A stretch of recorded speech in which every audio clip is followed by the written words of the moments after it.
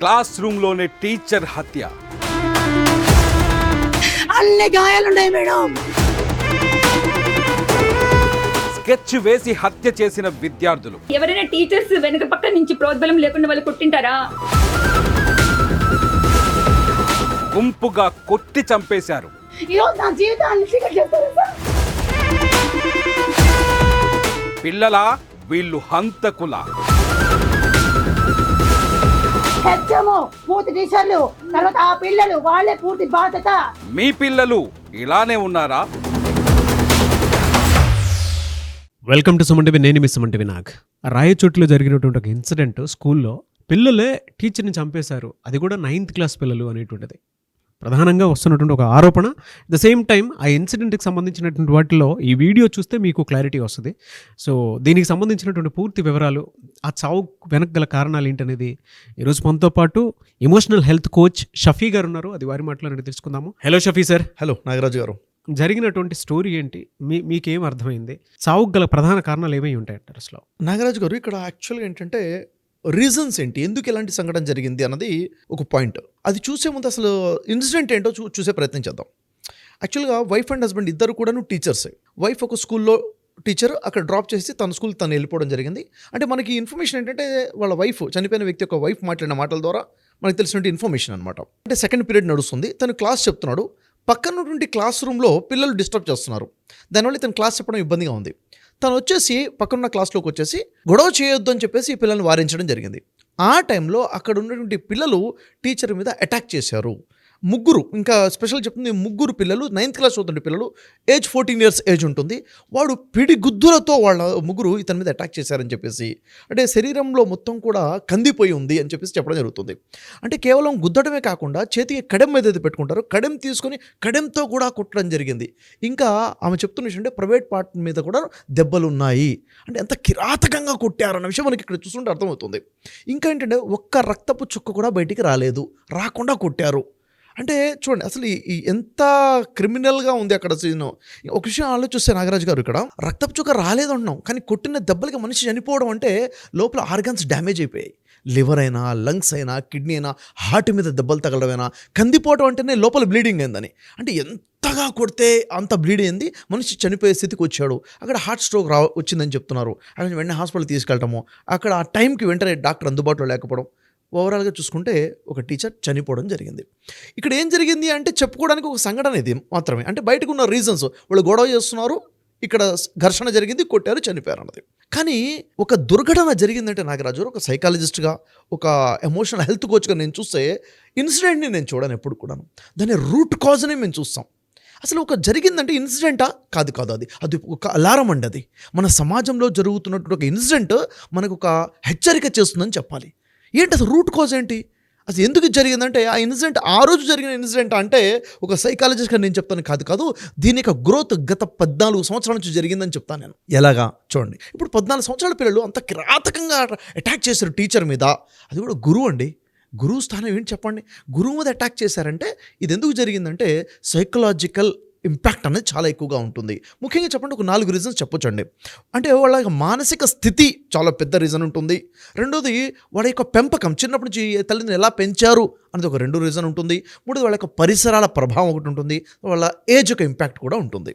దీంట్లో ఒకటి చూసుకుంటే సైకలాజికల్ ట్రామా అండి. అంటే మానసికంగా వారికి అయినటువంటి గాయాలు ఒక పెద్ద కారణంగా ఉంటాయి. ఎట్లా చూడండి, వాళ్ళు చిన్నప్పటి నుంచి పెరిగినటువంటి పెంపకం అనే విషయంలో వారు ఎక్కడో ఫ్రస్ట్రేషన్కి గురై ఉంటారు. ఫ్రస్ట్రేషన్ ఏంటంటే ఎక్కడో వారు దెబ్బతింటము, దానికి రివెంజ్ తీసుకోలేకపోవడము, ఒక అసహనంగా ఉండడము, చిన్నప్పుడు వాళ్ళకి ఏదో బుల్లింగ్ జరిగి ఉండడం కానీ, చిన్నప్పుడు కంపేరింగ్ జరిగి ఉండడం కానీ, ఆ పిల్లల మీద మానసికంగా ఏదో ఒత్తిడి జరిగి ఉండడము, అంటే ఒక బాధ వాళ్ళలో ఉంది, మానసికమైన గాయాలు ఉన్నాయి. దాన్ని ఎలా బయటికి తీసేయాలన్నది సరిగా వారికి అర్థం కాలేదు. అలాంటప్పుడు ఏముందంటే కసి అనేది పెరుగుంటుంది లోపల. ఆ కసికి అవకాశం వచ్చినప్పుడు అంతే అగ్రెసివ్గా వాళ్ళు రివెంజ్ తీసుకునే ప్రయత్నం చేస్తారు. అంటే ఇది ఎక్కడి నుంచి ప్రాబ్లం స్టార్ట్ అయిందని, చిన్నప్పటి నుంచి ఉన్నటువంటి మానసిక గాయాల యొక్క ఇంపాక్ట్ అని మనం చెప్పొచ్చు. అంటే సైకలాజికల్ ట్రామా ఒక రీజన్ అయి ఉంటుంది. అంటే మనం సైకలాజికల్గా ఆలోచిస్తాం. రెండో విషయం చూడండి, వాళ్ళందరూ కూడా టీనేజ్లో ఉన్నారు, 14 years ఏజ్. టీనేజ్లో హార్మోన్ ఇంబ్యాలెన్స్ ఉంటుంది. అప్పుడు అగ్రెసివ్నెస్ ఉంటుంది. అంటే ఒక స్థాయి, ఒక ఉగ్రత అనేది ఒకటి ఉంటుంది. అంటే ఆ సమయంలో భావోద్వేగాలు ఒక పౌరుషంగా పనిచేస్తుంటాయి అనమాట. అంటే అగ్రెసివ్నెస్ కనిపిస్తుంది. ఆ టైంలో వాడు ఏ యాక్ట్ చేసినా కానీ అగ్రెసివ్గా యాక్ట్ చేస్తాడు. ఆ టైంలో ఏదైనా వాళ్ళ మీద అవమానం జరిగినా, గట్టిగా హెచ్చరిక జరిగిన, ఓవర్ డిసిప్లిన్ కండిషన్ వచ్చినా, పనిష్మెంట్ ఇచ్చినా దానికి రివెంజ్ అనేది అదే విధంగా ఉంటుంది. ఏజ్ గ్రూప్ యొక్క ఇంపాక్ట్ వల్ల, అంటే టీనేజ్ యొక్క ఇంపాక్ట్ వల్ల. ఇలాంటప్పుడు ఎలా డీల్ చేయాలన్నది కూడా మనకు తెలిసి ఉండాలి కదా. అంటే ముందు రీజన్స్ చెప్తాను నాగరాజు గారు, తర్వాత అసలు దీనికి సొల్యూషన్ అంటే కూడా మనం చూడాలి. ఎందుకంటే సమస్య గురించి మాట్లాడడం కాదు మనకు కావాల్సింది, సొల్యూషన్ ఇస్ వెరీ ఇంపార్టెంట్. ఆ తర్వాత ఇంకొక రీజన్ చూసుకుంటే నాగరాజు గారు, చాలా పెద్ద రీజన్, ఇది ఆలోచిస్తేనే అర్థమవుతుంది, నేను చెప్తే అవును కదా అనిపిస్తాను మీకు కూడా. చూడండి, ఇప్పుడు ఇక్కడ 3 పిల్లలు కలిసి ఒక టీచర్ని పిడిగుద్దులు గుద్ది చనిపోయేంతవరకు చేశారు అంటే, నేను చెప్పండి ఇదే ఇన్సిడెంట్ 3 కాకుండా ఒకడు ఉంటే చేయగలుగుతాడా? లేదు, చేయలేడు. అంటే ఒక్కడు ఒంటరిగా ఉన్నప్పుడు చేయలేని ధైర్యము ఒక గుంపులో ఉన్నప్పుడు వస్తుంది. గ్రూప్ సైకాలజీ అంటారండి నాగరాజు గారు. ఇక్కడ ఏమవుతుందంటే, మేము ఉన్నాము, నా హీరోజం వాడి ముందు చూయించుకోవాలి, నేను గొప్పగా కనపడాలి, నా పవర్ చూపించాలి, నేను బలవంతుడని చూపించుకోవాలి అనే సైకాలజీ క్రియేట్ అవుతుంది గ్రూప్లో ఉన్నప్పుడు. కాబట్టి ఈ గ్రూప్ యొక్క ఇంపాక్ట్ వల్ల కూడాను ఈ అటాక్ అనేది జరుగుతుంది. అంటే ఒంటరిగా చేయలేని పని ఒక గ్రూప్లో ఉన్నప్పుడు చేస్తాడు. కాబట్టి వాడు ఎలాంటి గ్రూప్లో ఉంటున్నాడు, ఎలాంటి ఫ్రెండ్షిప్లో ఉంటున్నాడు, వాడి పరిసరాలు ఉన్న సర్కిల్ ఏంటి అంటే చాలా పెద్ద ఇంపాక్ట్ ఉంటుంది. పక్కవాడు పాజిటివ్ మైండ్ సెట్ ఉంటే ఆ ఇంపాక్ట్ వీడి మీద ఉంటుంది. నెగిటివ్ ఇంపాక్ట్ ఉంటే ఇక్కడున్న నెగిటివ్ ఆ నెగిటివ్ కలిసేసి స్ట్రాంగ్ అగ్రెసివ్ నెగిటివ్లోకి వెళ్తారు. అంటే పీర్ గ్రూప్ ప్రెజర్ అంటారు దీన్ని. అంటే పరిసరాలు, స్నేహితుల యొక్క ప్రభావం బలంగా పనిచేసిందని ఇక్కడ క్లియర్గా అర్థమవుతుంది. 3 కలిసి అటాక్ చేశారన్నది సైకాలజీ. ఇక్కడ నాగరాజు చూడండి, వాళ్ళ వైఫ్ మాట్లాడిన విషయాల్లో ఆయన చాలా డిసిప్లిన్ మెయింటైన్ చేస్తారండి, డిసిప్లిన్ గురించి బోధిస్తారు. యాక్చువల్లీ చూడండి, ఇక్కడ వాళ్ళు గొడవ చేసినప్పుడు ఏదో అనుంటాడు కదా, సైలెంట్గా ఉండరా అని ఎన్నిసార్లు చెప్పాలి అనేది గద్దించుంటాడు టీచర్ అన్న తర్వాత. అంటే వీళ్ళ ఆలోచన, అరే నిన్ను ఇంత మాట అన్నాడరా అని చెప్పేసి వీడంటే, అవును కదా ఇంత మాట నేను ఊరుకుంటానా, వీడు అటాక్ చేస్తాడు. నిన్ను అన్నాడా, నేను ఊరుకోనరా, నా ఫ్రెండ్ నువ్వు అని చెప్పి చూసారు. ఈ నెగిటివిటీ వల్ల అగ్రెసివ్నెస్ ఎక్కువైపోతుంది. ఈ గ్రూప్ సైకాలజీ అనమాట. తర్వాత నాగరాజు గారు, ఇక్కడ చిన్నప్పటి నుంచి పెంపకం యొక్క ఇంపాక్ట్, పేరెంటింగ్ అండ్ గైడెన్స్ అనేది చాలా పెద్ద ఇంపాక్ట్ అండి. ఎవడు కూడా ఒకేసారి ఇలాంటి మనస్తత్వంలోకి రాడు కదా, అవునా కదా. ఒక వ్యక్తి ఇంత క్రిమినల్గా యాక్ట్ చేస్తున్నాడు, ఇంత హింసాత్మకంగా వైలెంట్గా ఉన్నాడంటే వైలెన్స్ అనేది వన్ డేలో వచ్చేది కాదు. ఇది చిన్నప్పటి నుంచి పెంపకం యొక్క ప్రభావం ఖచ్చితంగా ఉంటుంది.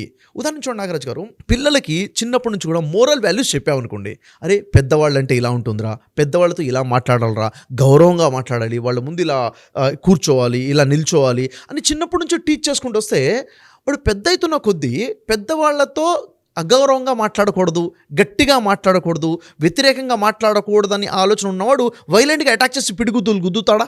అవకాశమే లేదు కదా. అంటే చిన్నప్పటి నుంచి ఎలా పెరిగే అవకాశం ఉంటుందంటే, చాలా సందర్భాలు చూడండి నాగరాజు గారు, నాన్నని ఏంట్రా అని చిన్నోడంటే, అరే వీడు నన్ను అరే అన్నాడు అని చెప్పేసి, అంటే నాన్నని తిడితే కూడా అది గొప్పగా భావించి నలుగురు చెప్పుకునే పేరెంట్స్ కూడా ఉన్నారండి. అంటే ఏది మంచి ఏది చెడు, ఏది మోరల్ ఏది ఇమ్మోరల్ అన్నది చూడకుండా పిల్లల్లో నెగిటివిటీ వస్తున్నా కానీ దాన్ని గొప్పగా కాలర్ ఎగరేసుకొని ఇంత గొప్పగా చెప్పుకునే వాళ్ళు ఉన్నారనమాట. అంటే చిన్నప్పటి నుంచి ఉన్నటువంటి ఇంపాక్ట్ వల్ల కూడాను వాళ్ళకి ఈ వైలెన్స్ అనేది వచ్చి ఉంటుంది. రెండోది, చిన్నప్పటి నుంచి ఫ్యామిలీలో వైలెన్స్ చూశారనుకోండి, అంటే అగ్రెసివ్గా కొట్టడము, తిట్టడము అన్నది చూసుంటే దాన్ని మిమిక్ చేస్తారు, దాన్నే వీళ్ళు కూడా అనుకరించే ప్రయత్నం చేస్తారు. ఇది ఫ్యామిలీ యొక్క ఇంపాక్ట్, పెంపకం వల్ల ఇంపాక్ట్ అని చెప్పొచ్చు. ఇది వన్ డేలో జరిగింది కాదు కదా, చిన్నప్పుడు జరుగుతుంది. ఇదంతా కూడా మనం చూసుకోవాలి. రూట్ కాజ్ ఏంటి అంటే ఇది రూట్ కాజ్ అయి ఉంటుంది. మరొక రీజన్ చూడండి నాగరాజు గారు, కామన్గా చాలా ఫ్యామిలీస్లో జరిగేది, పిల్లల ముందే తల్లిదండ్రులు గొడవ పడుతున్నారు, గొడవ పట్టి అరుసుకొని కొట్టుకునేదాకా వెళ్తుంది. ఎంత వైలెంట్గా కనిపిస్తారంటే, పిల్లలు దాన్ని 1 సారి 2 సార్లు 3 సార్లు చూసిన తర్వాత అసలు వీళ్ళు ఇంత గ్రాంటెడ్గా తీసుకున్నారు కదా గొడవ పట్టడం, కొట్టడము, ఇది కామన్ బిహేవియరా, ఇదే విధంగా బయట కూడా ఉంటుందా, అంటే మనల్ని ఎవరన్నా అంటూ మనం ఇలా యాక్ట్ చేయాలా, ఇలా అటాక్ చేయాలా అనేది వాళ్ళు నేర్చేసుకున్నారు, వాళ్ళకి నేర్పేసి చేసాం మనం. అంటే ఫ్యామిలీ ఇంపాక్ట్ ఇంత బలంగా పిల్లల్ని ఇంత వైలెంట్గా తయారు చేయడం ఉంది. ఈ 3 పిల్లలు ఈరోజు ఇక్కడ మర్డర్ చేసే స్థాయికి వెళ్ళారు అంటే, కొట్టి చంపేశారంటే వెనక బ్యాక్గ్రౌండ్ ఖచ్చితంగా ఉండి ఉంటుంది నాగరాజు గారు. అంటే ఎలాంటి విత్తనం వేసాము, మెడికల్ హిస్టరీ అలా ఉంటుంది, సైకలాజికల్గా ఆ విధంగా గురై ఉంటుంది. ఎలాంటి విత్తనం వేస్తే అలాంటి మొక్క వస్తుందన్నట్టుగా అలాగే పెంపకం జరిగింది కాబట్టి అలాంటి రిజల్ట్ వచ్చిందని మనకు అర్థమవుతుంది. రీజన్స్లో మరొక రూట్ కాజ్ ఏంటిదంటే, ఈరోజు మీడియా యొక్క ఇంపాక్ట్, డిజిటల్ ప్లాట్ఫామ్. ఈరోజు గేమింగ్స్ వచ్చాయి, రకరకాల గేమింగ్స్ వచ్చాయి. గేమింగ్లో ఎలా ఉంది, వీడు వాడిని చంపడం, వీడిని చంపడం, వాడిని గుద్దడం, వాడిని నరకడం. గేమింగ్లో కూడా కొట్టుకోవడమే గేమింగ్గా కనిపించింది. అంటే కొట్టుకోవడం వెరీ కామన్గా కనిపిస్తుంది. అంటే కొట్టడం అంటే తప్పు కాదు, కొట్టడమే, ఇది ఒకటి. మూవీస్లో చూడండి నాగరాజు గారు, మూవీస్ ఎంతగా చూపిస్తున్నారంటే అక్కడ హీరో అంటేనే నరకడం, నలుగురిని కొట్టడం, నలుగురిని కొరకడం. ఈరోజు వచ్చినట్టు పాన్ ఇండియా మూవీస్ చూడండి, మూవీ పేరు నేను చెప్పదలుచుకోవట్లేదు, చూస్తే హీరో కొరికేస్తున్నాడు, నరికేస్తున్నాడు, దాన్ని ఒక పెద్ద హీరోజంలా చూపించేస్తున్నారు. ఇది చూసిన తర్వాత నేను కూడా హీరో అవ్వాలి కదా, మరి నేను కూడా హీరో అవ్వాలి, నేను కొరకాలి కదా, పిడిగుద్దులు గుద్దాలి కదా, నేను ఒకేసారి నలుగురిని అటాక్ చేయాలి కదా, ఇదే హీరోయిజం కదా. అంటే ఎంత ఇంపాక్ట్ ఉంది చూడండి. ఖచ్చితంగా ఆలోచనలు ఇలా బిల్డ్ అవుతున్నాయి. నాగరాజు ఒక మాట చెప్తాను, ఒక వ్యక్తి కొరికాడు అంటే దంతాలతో కొరుకుతాడు, గుద్దాడు అంటే చేత్తో గుద్దుతాడు, కొట్టాడు తన్నాడు అంటే కాలుతో అంటారు. కాదు, యాక్చువల్గా ఇది మనస్సుతో, ఆలోచనతో గుద్దుతాడు. అంటే ముందు కొరకాలని ఆలోచన వస్తేనే తర్వాత కొరుకుతాడు, కొట్టాలని ఆలోచన వస్తేనే తర్వాత చేత్తో కొడతాడు. అంటే ఇది మొత్తం జరుగుతుంది చేతులతో కాళ్ళతో కాదు, ఆలోచనతో జరుగుతుంది, సైకలాజికల్గా జరుగుతుంది. ఇక్కడ డిస్టర్బ్ అవుతుంది, ఇక్కడ ఇంపాక్ట్ వస్తుంది, మీడియాకు ఇంపాక్ట్. చూస్తున్నటువంటి సోషల్ మీడియా కానివ్వండి, సీరియల్స్, మూవీస్, గేమ్స్, ఇవన్నీ కూడా చాలా నెగిటివ్ ఇంపాక్ట్ చూపిస్తున్నాయి. అది చూసి అదే నా లైఫ్లో నేను కూడా అలా యాక్ట్ చేయాలి, నన్ను 10 మంది గౌరవించాలంటే, నన్ను చూసి 10 మంది భయపడాలి అంటే, అది హీరోస్ ఉంచుకోవాలంటే నేను కూడా ఇలా ఉండాలి, నా బిహేవియర్ ఇలా ఉండాలి అనేది నేర్చేసుకుంటున్నాను నాగరాజు. ఎమోషనల్ ట్రిగ్గర్ అయిపోతుంది. అంటే మనం దీన్ని అసలు ఏం పరిశీలించకుండా, దీనికి ఎవరైనా ఏదైనా మాట అంటే ఇలానే చేయాలేమో, ఇలా చేస్తేనే హీరోయిజం, ఇలా చేస్తేనే కరెక్ట్. సోషల్ మీడియా ఇంపాక్ట్ చాలా బలంగా ఉంది, చాలా బలంగా ఉంది. ఇంకోటి నాగరాజు గారు, ఇంకా పర్సనల్గా ఇప్పుడు ఈ ఇన్సిడెంట్ గురించి చూసుకుంటే, ఇలాంటి ఇన్సిడెంట్ ఎందుకు జరుగుతుంది అసలు? టీచర్స్ని అబ్యూస్ చేయడమో, టీచర్స్ని కొట్టడం, చంపడం అన్నది ఎందుకు జరుగుతుందంటే, రిలేషన్షిప్, టీచర్ తన స్టూడెంట్తో ఎలాంటి రిలేషన్ మెయింటైన్ చేస్తున్నాడు అన్నది చాలా ఎక్కువ ఇంపాక్ట్ ఉంటుంది. అంటే for example, teacher over punishment చేస్తున్నాడు అనుకోండి, అక్కడ పిల్లల్లో అందరూ ఒకలా ఉంటారు కదా, పిల్లలకి పెంపకం బట్టి కొంతమంది వైలెంట్గా ఉంటారు కదా, వాళ్ళు ఈ విధంగా అటాక్ చేసే అవకాశం ఉంటుంది. డిసిప్లిన్ ఉండాలి, డిసిప్లిన్ నేర్పాల్సిందే, క్రమశిక్షణ. దాంట్లో ఓవర్ డిసిప్లిన్ గురించి ఓవర్ కండిషన్స్ పెట్టడం మొదలు పెడితే అది కూడా వాళ్ళు యాక్సెప్ట్ చేయలేరు, దానికి కూడా ఇలాంటి వైలెంట్ బిహేవియర్ వచ్చే అవకాశం ఉంటుంది. కాబట్టి ఎలాంటి రిలేషన్ మెయింటైన్ చేస్తున్నాం అనే దాని మీద కూడా ఈ ఇన్సిడెంట్ జరిగి ఉంటుంది. అయితే ఇప్పటివరకు రీజన్స్ మాట్లాడాం నాగరాజు గారు. సొల్యూషన్ ఏంటి అసలు? ఏం చేస్తే ఇలాంటి ఇన్సిడెంట్ జరగకుండా ఉంటాయి? ఎందుకంటే ఒక ఇన్సిడెంట్ జరిగింది, అయ్యో పాపను వదిలేయటం కాదు, ఇలాంటి జరగకుండా ఉండడం మనకు కావాల్సినటువంటిది. అవును, ఏం చేయాలి సార్? మీరు చెప్పినటువంటి ప్రతి మాట నిజమే. ఎందుకంటే మీరు అగ్రెషన్ బిహేవియర్ దగ్గర నుంచి, దాని తర్వాత పీర్ గ్రూప్స్ దగ్గర నుంచి, దాంతోపాటు ఫ్యామిలీలో ఉండేటువంటి వైఫ్ అండ్ హస్బెండ్ గొడవ పడేటువంటి సందర్భం, అవన్నీ చూసి, అంటే ఒక్కొక్క ఎమోషన్ ఒక్కొక్క దగ్గర నుంచి నేర్చుకొని ఉంటాడు పిల్లోడు. టీనేజ్కి వచ్చేటప్పటికి ఏంటంటే, అంటే మీరు ఇందాకన్నారు ఒక 14 సంవత్సరాల నుంచి ఇవన్నీ మైండ్లో పెట్టుకొని ఎమోషనల్గా ఏది ఎప్పుడు ఎక్కడ ఏం ట్రిగర్ అయితే దానికి తగ్గట్టు బిహేవ్ చేస్తున్నాడు. అందుకే ఇంట్లో చూసిన బిహేవియర్ వల్ల కావచ్చు, బయట చూసిన బిహేవియర్ వల్ల కావచ్చు, సోషల్ మీడియా ప్లాట్ఫామ్ బిహేవియర్ వల్లనా సరే, పిల్లలు ఇలా తయారైపోవడానికి వాడిలో ఉండేటువంటి సెల్ఫ్ అగ్రెషన్, సెల్ఫ్ ట్రిగర్స్ ఏవైతే ఉన్నాయో దానివల్లే ఇదంతా జరుగుతుంది అని. బట్ దీనికి ఎవరు కారణం అని అంటే మళ్ళీ మనమే, ఎందుకోనండి మన సొసైటీ ఎగ్జాక్ట్లీ అలా. అంటే ఒక్కొక్క పాజిటివ్ డెవలప్మెంట్ అనేది లేదు, అందుకే ఇలా జరుగుతుంది. దీన్ని ఎలా మెల్లిమెల్లిగా అవేర్నెస్ క్రియేట్ అయ్యి ఎక్కడ తప్పు జరుగుతుందో తెలుసుకొని దీన్ని కంట్రోల్ చేయటం ఎలా? అసలు చాలా మంచి విషయం అడిగారు నాగరాజు గారు. దీన్ని ఎలా కంట్రోల్ చేయాలి, భవిష్యత్తులో ఇలాంటి సంఘటనలు జరగకుండా ఉండాలంటే ఏం చేయాలంటే ఒక 5 పాయింట్స్ చెప్తానండి. మొదటి విషయం ఏంటంటే పేరెంటింగ్ గైడెన్స్, పేరెంట్ కౌన్సిలింగ్ అనమాట. చిన్నపిల్లల దగ్గర నుంచి కూడాను అరే ఏది మంచి ఏది చెడు అనేది పేరెంట్ చెప్పాలి. మోరల్ బిహేవియర్ ఎలా ఉండాలో చెప్పాలి, మోరల్ వాల్యూస్ ఎలా ఉండాలో చెప్పాలి, పెద్దలతో ఎలా మాట్లాడాలి, ఒక అమ్మాయితో బిహేవియర్ ఎలా ఉండాలి, టీచర్ యొక్క విలువ ఏంటి, పెద్దవాళ్ళతో ఎలా ఉండాలి ఎలా ఉండకూడదు అనేది చిన్నప్పుడు చెప్పడం మొదలు పెడితే వాడికి అర్థమైపోతుంది. గీత ఇది మంచి ఇది చెడు అన్నది వాడికి అర్థమైపోతుంది అంట. పేరెంటింగ్ గైడెన్స్ అనమాట. ఇంట్లో బట్టలు వేసుకునే ప్రాసెస్ దగ్గర నుంచి నేర్పించాలి. అంతే, మీరు వేసుకునే బట్టల దగ్గర నుంచి పిల్లలు అనుకరణ చేస్తారు, మాట్లాడతారు. మీరు హస్బెండ్తో ఏ లాంగ్వేజ్లో మాట్లాడతారో అదే లాంగ్వేజ్ని వాళ్ళు పట్టుకుంటారు. మీరు వైఫ్కి ఏ లాంగ్వేజ్లో కమ్యూనికేట్ చేసి అబ్యూస్ చేసి మాట్లాడితే వాళ్ళు కూడా అదే తీసుకుంటారు. ఎగ్జాక్ట్లీ అదే కదా, మనం ఇంట్లో నుంచే నేర్పించేస్తున్నాం, ప్రాక్టికల్ మన యాక్ట్స్ ద్వారా నేర్పించేస్తున్నాం. ఎగ్జాంపుల్ చెప్తున్నాను సార్, అంటే వైఫ్ని కొంతమంది అరే అని పిలుస్తూ ఉంటారు. అవును, వైఫ్ కూడా హస్బెండ్ అరే అని చెప్పేసి పిలుస్తాడు, పిల్లాడు కూడా అదే పిలుస్తాడు. ఇది ప్రతి ఇళ్లలో జరిగేదే సార్. ఇదే వాళ్ళ అంటే కింద కామెంట్ బాక్స్లో మీరు చెప్పింది కరెక్టే నాగరాజ్ గారు అని చెప్పి డెఫినెట్గా పెడతారు. ఎందుకంటే అది ఉంది పేరెంట్స్ని. పిల్లాడు కూడా అరే అంటే మనకు ముద్దుగా అనిపించినట్లు అంటే వెంటనే వాళ్ళు అరే భలే పిలుస్తున్నాడే నన్ను, మీతో పాటు పెరుగుతున్నారు అని అంటే పిల్లలు మీ బిహేవియర్ని కూడా తీసుకుని బయటకు వెళ్తున్నాను అంటే మీరు ఇక్కడ ఏం చేస్తే బయట కూడా అదే చేస్తారు. ఇప్పుడు ఇక్కడ వింటున్నాడు, చూస్తున్నాడు, గమనిస్తున్నాడు, ఫీల్ అవుతున్నాడు, ఇది నేర్చేసుకుంటాడు. ఇవన్నీ కూడా ఒక లేయర్స్ లాగా బ్రెయిన్లో తయారైపోతాయి ఖచ్చితంగా. ఇంకా పేరెంట్స్ నేర్పాల్సినటువంటి మరొక విషయం ఏంటంటే లైఫ్లో ఫ్రస్ట్రేషన్ వెరీ కామన్ అండి. అనుకున్నది జరగకపోవటమే కదా. ఏదో సాధించాలనుకున్నాం, సాధించలేకపోయాము, ఒక ఎక్స్పెక్ట్ చేసాము, అది జరగలేదు, ఫ్రస్ట్రేషన్ వస్తుంది. ఈ ఫ్రస్ట్రేషన్ ఎలా మేనేజ్ చేయాలో నేర్పించగలగాలి. అని ఇప్పుడు కాకపోతే తర్వాత అవుతుందిరా, ఇప్పుడు అవ్వలేదు కదా, మళ్ళీ ప్రయత్నించు, మళ్ళీ వస్తుంది. టాలరెన్స్ లేకుండా పోయింది. ఇంకా దాన్ని ఎలా అవుట్ బర్స్ట్ అవ్వాలంటే నెగిటివిటీగా బర్స్ట్ అవుతున్నారు కదా ఇప్పుడు ఈ వైలెంట్ యాక్ట్ అన్నది. అంటే ఫ్రస్ట్రేషన్ ఎలా మేనేజ్ చేయాలన్నది కూడా చిన్నప్పుడు పేరెంట్స్ చెప్పాలి. చెబితే ఇప్పుడు రాలేదు కదా, పర్లేదు, తర్వాత వస్తుంది, ఏం మునిగిపోలేదులే, మళ్ళీ ప్రయత్నిద్దులే అన్నట్టుగా మనం ఎడ్యుకేట్ చేయాలన్నమాట. అంటే ఆలోచన ప్యాటర్న్ ఎలా ఉండాలి పాజిటివ్గా అన్నది నేర్పించడం వల్ల ఇలాంటి ఇన్సిడెంట్ జరగకుండా మనం ఆపగలుగుతాం భవిష్యత్ తరాలలో కూడాను. మరొకటి సెకండ్ పాయింట్ ఏంటంటే నాగరాజు గారు, టీచర్స్ ట్రైనింగ్. టీచర్స్కి స్పష్టమైన ట్రైనింగ్ ఇవ్వాలి. ఎందుకంటే 7th క్లాస్ లోపల ఉన్న పిల్లల టీచర్స్కి ఒకలాంటి ట్రైనింగ్ ఉంటుంది. టీనేజ్ స్టార్ట్ అయిపోయింది, ఎప్పుడైతే 13 years 14 15 అంటే 8th 9th 10th పిల్లల ఆలోచనలు మొత్తం మారిపోయి ఉంటాయి. అక్కడ మొత్తం కూడా హార్మోనల్ ఇంబ్యాలెన్స్ అయి ఉంటుంది. ఆ పిల్లల్ని ఎలా డీల్ చేయాలనేది స్పెషల్ సబ్జెక్ట్. వాళ్ళకి దాని విషయం ట్రైనింగ్ ఇవ్వాలి. వాళ్ళ అగ్రెసివ్నెస్ని ఎలా చేయాలి, వాళ్ళ విషయాన్ని ఎలా అర్థం చేసుకుని ఎంపతిగా ఎలా బిహేవ్ చేయాలన్నది టీచర్స్కి ట్రైనింగ్ లేకపోతే పాపం వాళ్ళు సరిగ్గా బిహేవ్ చేయలేకపోతే ఇలాంటి ఇన్సిడెంట్ జరుగుతుంటాయి. కాబట్టి స్పెషల్గా టీచర్స్కి వీటి మీద ట్రైనింగ్ జరగాలి. థర్డ్ పాయింట్ ఏంటి, ఇలాంటి జరగకుండా ఉండాలంటే ప్రతి స్కూల్లో కూడా, గవర్నమెంట్ అయినా ప్రైవేట్ స్కూల్లో అయినా కానీ, అక్కడ ఎమోషనల్ హెల్త్ కోచెస్ ఉండాలి.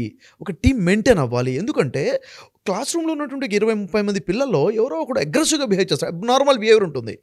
ఉన్నప్పుడు వాడిని ఇంకా తిట్టి కొట్టి భయపెట్టి కంట్రోల్ చేసే ప్రయత్నం చేస్తారు. రాంగ్ బిహేవియర్, అది తప్పదు, ఆ ట్రీట్మెంట్ కరెక్ట్ కాదు. అసలు దాని రూట్ కాజ్ అర్థం చేసుకుని వాడిని ప్రాబ్లం అర్థం చేసుకుని వాడిని కౌన్సిలింగ్ చేసే ఒక వ్యక్తి ఉండాలి స్కూల్లో. ఇలాంటి టీం ఉంటే స్కూల్స్లో ఇలాంటి బిహేవియర్ లేకుండా మనం కంట్రోల్ చేయొచ్చు. అంటే ఖచ్చితంగా సైకాలజిస్ట్ ఉండాలి, ఎమోషనల్ హెల్త్ కోచ్ స్కూల్లో అపాయింట్ అవుతే ఇలాంటి ఇన్సిడెంట్స్ నుంచి సమాజాన్ని కాపాడుకోవచ్చు ఖచ్చితంగా. తర్వాత 4th పాయింట్ ఏంటి నాగరాజు గారు, మీడియా మీద అవేర్నెస్ కల్పించాలి. ఏదైతే నువ్వు చూస్తున్నావో అది ఫేక్ రా, రియల్ లైఫ్ వేరు, ఫేక్ లైఫ్ వేరు. మీడియా అసలు అక్కడ నియంత్రణ కూడా జరగాలి. ఏది చూడాలి, ఏది చూడకూడదు, పిల్లలు ఏ ఏజ్లో ఉన్నప్పుడు ఏది చూడొచ్చు, ఏది చూడకూడదు, ఏ గేమ్స్ ఆడాలి, ఏ గేమ్స్ ఆడకూడదు. ఎందుకంటే దీని ఇంపాక్ట్ ఉంటుంది కాబట్టి ఖచ్చితంగా వాళ్ళు చూసే దాని మీద స్క్రీన్ కంట్రోలింగ్ ఉండాలి, వాళ్ళు చేసే దాని మీద కంట్రోలింగ్ చేసి ఎడ్యుకేషన్ కూడా ఉండాలి. లాస్ట్ పాయింట్ ఏంటంటే బేసిక్గా పిల్లలకి ఏది క్రైమో చెప్పాలి, చట్టం ప్రకారంగా ఏది తప్పో, శిక్షలు ఎలా ఉంటాయో, ఇది కూడా బేసిక్ అవేర్నెస్ స్కూల్లో జరగాలి. ఎప్పుడైతే ఇలాంటి ఎడ్యుకేషన్ ఉంటుందో ఇలాంటి ఇన్సిడెంట్స్ ఫ్యూచర్లో జరగకుండా మనం కాపాడగలుగుతాం. ఇప్పుడు ఇన్సిడెంట్ జరిగిందంటే గతంలో చేసిన తప్పు వల్ల జరిగింది.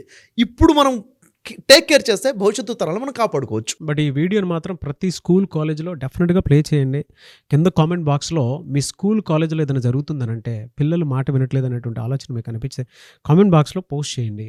లేదు షఫీ గారికి డైరెక్ట్ మీరు కాల్ ఆర్ మెసేజ్ వాట్సాప్ చేసినా సరే డెఫినెట్గా మీరు అపాయింట్మెంట్ బుక్ చేసుకొని ఏదైనా మంచి అవేర్నెస్ క్లాసెస్, మేము మీతో పాటు రెడీగా ఉన్నాం రావడానికి. ఏదైనా మంచి అవేర్నెస్ క్లాసెస్ అంటే పిల్లలకి వాళ్ళ ఎమోషన్స్ ఏ విధంగా ఉన్నాయి అని అంటే వాళ్ళు ఏం చూస్తే అదే చేస్తున్నారు. జనరల్గా అంటూ ఉంటారు మనసు చెప్పిన ప్రతి చోట మనిషి వెళ్ళకూడదని చెప్పేసి. కానీ పిల్లల పరిస్థితి ఎలా ఉంది, కొంతమందికి ఆ పేరెంట్స్ అది అర్థం అవుతుంది, కొంతమంది పేరెంట్స్కి అది అర్థం కాదు. చూసిందల్లా కావాలంటాడు, ఆలోచించిందల్లా అదే జరగాలని చెప్పేసి అంటూ ఉంటాడు. మీరు ఏం చేయగలుగుతారు? బట్ దానికి కూడా ఒక ఎడ్యుకేషన్ ఉంది, ఎమోషనల్ హెల్త్ అనేటువంటి ఒక ఎడ్యుకేషన్ ఉంది. అది షఫీ గారి దగ్గర మాత్రమే దొరుకుతుంది. అండ్ ప్యాకేజెస్ వైజ్లో కూడా క్లాసెస్ ఉన్నాయి. మీకు క్లాసెస్ కావాలి అనుకుంటే కూడా ఎమోషనల్ హెల్త్ కోచ్ మీద డెఫినెట్గా మీరు రేపు 28th అంటే December 28th జరిగేటువంటి క్లాస్కి కూడా మీరు అటెండ్ అవ్వచ్చు. పిల్లల్లో ఏదైనా సరే ఒక్కొక్క ఎమోషన్ని, పిల్లలు తప్పు చేస్తున్నారని మీకు తెలిసిన, మాట వినట్లేదు మీకు అనిపించినా, లేదంటే పిల్లలు సరిగా ఫోకస్ చేయలేకపోతున్నారు, ఎడ్యుకేషన్ మీద సరిగా మార్క్స్ రావట్లేదు, మనం ఏది చెప్పినా తీసుకోలేకపోతున్నారు, అగ్రెసివ్ బిహేవియర్ ఉంది అనుకుని మీకు అనిపించినా కూడా మీరు క్లాస్కి అటెండ్ అవ్వాలి అనుకుంటే December 28th క్లాస్ స్టార్ట్ అవుతుంది. సో మీరన్నా అప్రోచ్ అయ్యి ఎన్రోల్ చేసుకోవాలనుకున్నా, లేదంటే మీ పిల్లల బిహేవియర్ బాగాలేదనుకున్నా, కొంతమందికి మొబైల్ అడిక్షన్ ఉంటుంది, దాని నుంచి ఎలా బయటపడాలో తెలియదు, కొంతమంది పిల్లలకి తెలియకుండానే బయట డ్రగ్స్కి వాటికి బానిసైపోతూ ఉంటారు. మీకు తెలియకుండానే చుట్ట, సిగరెట్, బీడీ అని చెప్పేసి ఏదో ఒక్కొక్క మత్తు పానీయానికి అలవాటైపోయి ఉంటారు. ఆ బిహేవియర్ కూడా మీకు అర్థం కాకపోవచ్చు కొన్నిసార్లు. బట్ మీరు గమనించిన తర్వాత అయినా సరే దాన్ని కంట్రోల్ చేయాలనుకుంటారు, ఎలా అనేది తెలియదు, వాళ్ళు అడిక్షన్ లోపలికి వెళ్ళిపోయి ఉంటారు. ఇవన్నీ కంట్రోల్ చేయాలి అని అంటే ఎలా అంటే ఎమోషనల్ హెల్త్ కోచెస్కి మాత్రమే తెలుసు ఎలా నేర్పించాలి, ఇప్పుడున్న సమాజానికి తగ్గట్టు ఆ పోకుండా ఎలా మనం డెవలప్ చేయాలి అనేది షఫీ గారు లాంటి వాళ్ళకి తెలుసు. కాబట్టి మీరు అప్రోచ్ అవ్వాలనుకుంటే వెంటనే స్క్రీన్ మీద కనిపిస్తున్న నెంబర్కి సంప్రదించండి. బట్ ఇటువంటి వీడియోస్కి అవేర్నెస్ కోసం అన్నా సరే మేము ఒక కాంబోగా అంటే ప్రతి తెలుగు రాష్ట్రాల్లోనే వెళ్ళాలనేటువంటి ఉద్దేశంతో చేస్తున్నాము. డెఫినెట్గా షేర్ చేయండి. కింద కామెంట్ బాక్స్లో మీ స్కూల్ కాలేజ్లో కనుక ఇది జరుగుతూ ఉందని అంటే పోస్ట్ చేయండి. లేదు అంటే మిస్టర్ నాగ్ అఫీషియల్ 1 అన్న ఇన్స్టాగ్రామ్ ఐడి ఉంది, దానికి మీ పర్సనల్ కాంటాక్ట్ నెంబర్ పెట్టి మీ స్కూల్ కాలేజ్లో ఇలా ఉంది అని అంటే డెఫినెట్గా మేము ఒక సొల్యూషన్గా మీ దగ్గరకు వస్తాము. ఎనీవేస్ థ్యాంక్ యూ అండి, thank you so much Shafi గారు. Thank you much.